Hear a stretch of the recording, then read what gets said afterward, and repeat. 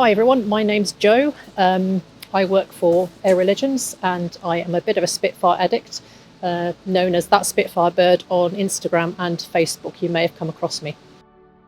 I don't think I really had any role models or aviation interests growing up. Strangely, I didn't have any family in the Air Force. There was no aviation background at all, so I'm not entirely sure where the passion came from. It would have been useful if I had had a background, because it would have obviously influenced my future career, because when I did become interested, I wanted to get into the RAF, and obviously I had no clue how to go about that. And when I did find an RAF careers desk at a careers fair from school, I was told quite firmly that the RAF was not for girls. So if I'd had some sort of clue as to how to go about it, or what aviation involved, or some sort of family way in, then that would have been very useful. So I didn't have any, is the short answer to that one.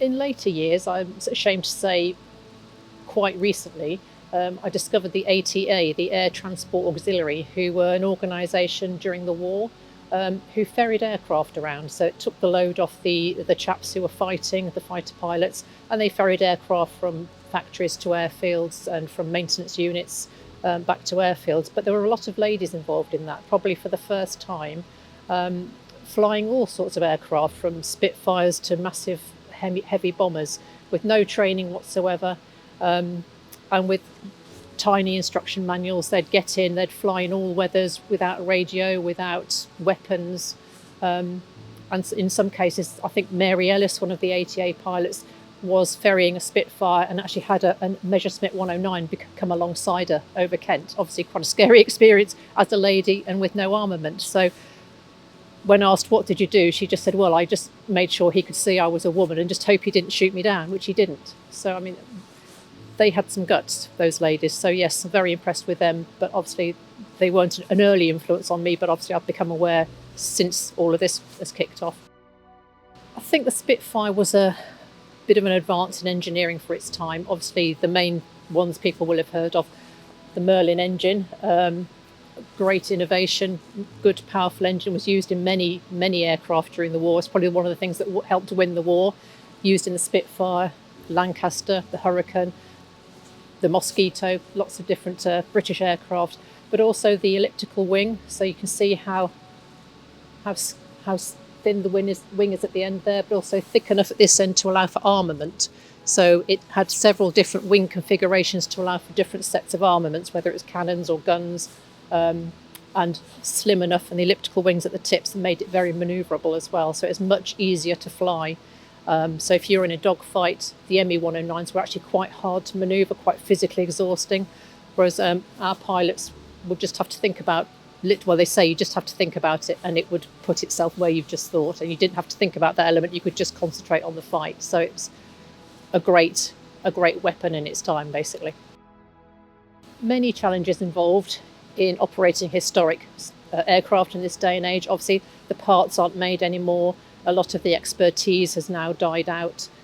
So everything is going to be expensive, because a lot of it is handmade, hand-engineered, and there's a very small pool of skills of people left that know how to do this. So also we have modern aviation rules. The Civil Aviation Authority obviously has modern rules on airworthiness. So they have to be maintained regularly and often and thoroughly. And obviously if you carry passengers, even more regulations. So it's quite a few hurdles to jump through, and an expensive process. I think the biggest challenges I had in becoming a woman in aviation was not being able to get into it to start with. I mean, back in my day, many moons ago now, probably the early 80s, like I say, I was trying to get into the RAF, and I was told at the RAF careers desk that the RAF wasn't for girls. Basically, we don't take women. No, because you're a girl.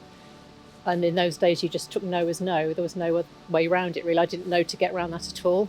So it wasn't really until much later life that I actually came here to Duxford. I think it was the 2015 Battle of Britain Air Show with my dad, who was my wingman at the time. And I saw adverts for Spitfire flights. I thought, oh, didn't know you could do that. So I did that for one of my significant birthdays, and it just snowballed from there, really. The whole passion for it came back, and I then booked to do another flight after that because it's quite addictive, and that company, Aero Legends, actually take volunteers as ground crew. So that sort of coincided with retiring early from my job, and I had the time available to spend hanging around airfields and getting close to these historic aircraft, which is very exciting. And I've forgotten the question now, but that's how I got into it. And I think if you're prepared to work hard and just put the hours in, then you can. It's an opportunity now that was never around when I first started out. Plenty of emotional moments working with these old girls, because I think they all have their own little characters and such a story to tell. One of our Spitfires, who's not actually in this hangar today, she's having her annual maintenance, but our Spitfire Elizabeth was the first Spitfire I worked with Aero Legends, and she was shot down in July 1944. A couple of days beforehand, she had shot down 2 Messerschmitts, and a couple of days later, she was shot down herself over northern France by 2 Focke-Wulfs, and obviously went down. The pilot managed to bail out, luckily, and there was a 15-year-old French lad who saw this happen, and he found the pilot and managed to hide him. The Germans were looking for him, managed to hide the pilot, and eventually he was smuggled back to the French resistance and home to fly another day. And this 15-year-old French lad was at our Battle of Britain Air Show at Headcorn in 2019, so 75 years later. He was there as a 90-year-old, and we flew him in the back of Elizabeth. So that was just a lovely sort of full circle story.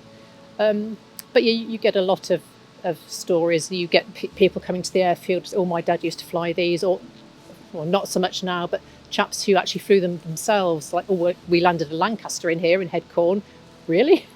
But last year, lucky enough to be involved with a lot of the D-Day 80 commemorations. We were in Cherbourg with our Dakota, so I was ground crewing that for a week. Lots of parachute drops. Just on the evening of D-Day itself, we actually flew the Dakota up the Normandy beaches, and we had a Hurricane off one wing and two Spitfires off each wing, Hurricane behind us, and we flew like an RAF salute up and down the beaches. That was pretty special as well. It's just in moments like that when you think about the history and how privileged you are to be witnessing probably things that won't happen again, I guess. So yeah, just tiny moments or the bigger stuff like that, really. My engagement with aviation community is just through social media, really. Instagram mainly, and now also I've started to use Facebook as well for that Spitfire bird, as I'm known. I've been doing that for probably about 5 years, but I think the phrase is, if you can't see it, you can't be it. So Instagram, as you probably know, is quite frequently frustrating. And quite often I think, oh, what am I doing this for? It's taking so much of my time.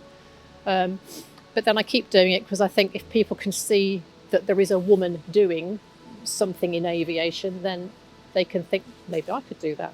There was nothing like that around when I was growing up at all. I had no clue that it was even a thing. So that's why I continue to do it, and I continue just sort of that little bit of visibility of my own, just get on with it, let people see I'm getting on with it, and then hopefully they think it's something they might be able to do in the future.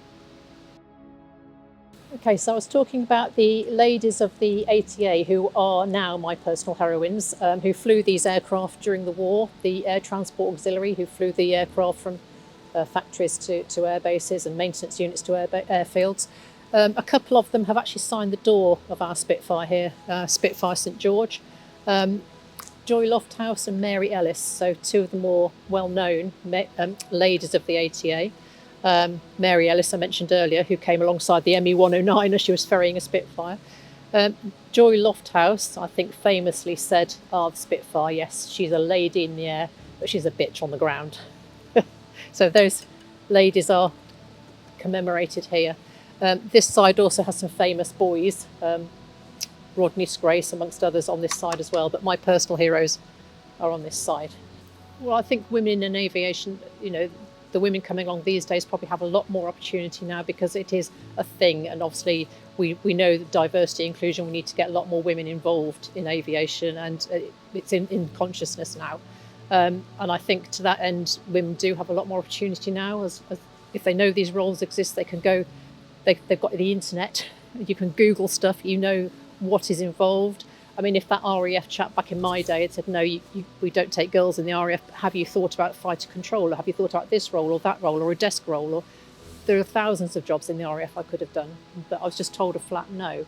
Whereas now, with the benefit of the internet, you can probably see more of what you can get into, and probably will be taken more seriously than I was. You know, they look at you, think, oh, a woman, oh, and blonde, no chance. You know, you don't get taken very seriously. Whereas now, people are taken more at face value, and more skill set is looked at rather than appearance, which is good. But I think, you know, whoever you are, I mean, we've got a young lady who started with us last year. She's 18, but she's just enthusiastic, gets stuck in. You know, didn't get on that well at school, but she's absolutely fantastic. You can throw anything at her and she'll just do it. So, I mean, if you know, it's great for the confidence. Just go along, see what you can do, basically, because there will be probably a role that you can do. And that's the big difference these days, I think.